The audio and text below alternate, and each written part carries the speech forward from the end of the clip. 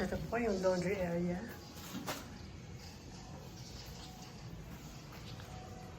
And this is the parking.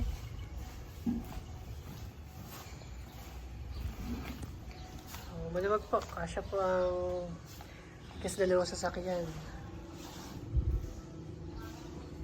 So ito po yung pinaka harap.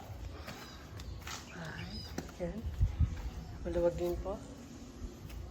And then, ito po yung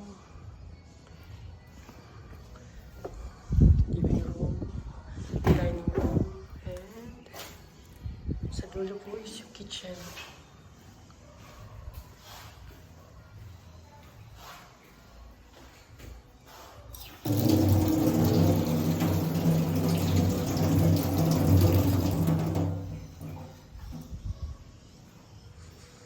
And this is the 2 bedrooms.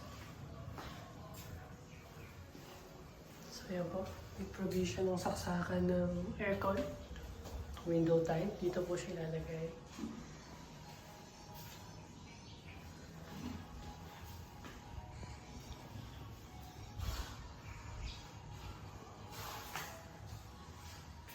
Ito po, meron din siyang saksakan ng window type na aircon sa 2nd bedroom.